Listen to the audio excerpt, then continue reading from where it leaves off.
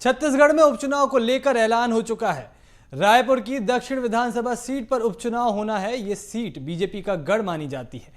अब 13 नवंबर को मतदान होंगे और 23 नवंबर को परिणाम की घोषणा होगी। बीएसटीवी ने मंत्री टंकराम वर्मा से खास बातचीत की है। मंत्री टंकराम वर्मा ने कहा है कि भाजपा हमेशा से तैयार रहती है। बीजेपी के कार्यक्रम पूरे साल चलते रहते हैं और उपचुनावों को लेकर भी भाजपा पूरे तरीके से तैयार है।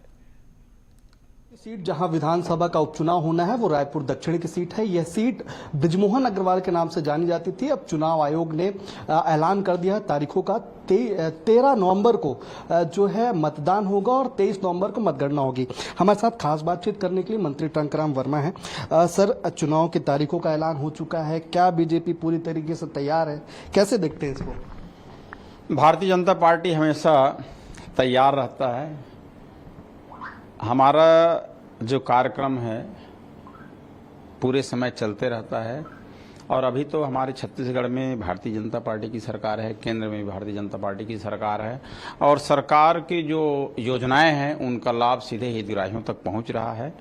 और सवाल विधानसभा रायपुर दक्षिण का है तो ये हमारे माननीय बृजमोहन अग्रवाल जी का सीट रहा है और अभी चुनाव का भी ऐलान हो गया है और ये सीट हमारी जो है भाजपा की झोली में आएगी। ये सर, अभी 2 दिन पहले कोर कमेटी की बैठक हुई, कोर ग्रुप की बैठक हुई है। उसमें ये कहा जा रहा है कि 3 नाम फाइनल हो चुके हैं, बस आला कमान की मुहर लगना बाकी है। देखिए, केंद्रीय नेतृत्व जो तय करेगा, हम सब कार्यकर्ता हैं और हम सबका उद्देश्य रहता है कि भारतीय जनता पार्टी का जो भी प्रत्याशी हो, हमारा प्रत्याशी तो कमल छाप होता है, जो फूल छाप है वो हमारा प्रत्याशी है और हम सब कमल छाप के लिए काम करते हैं।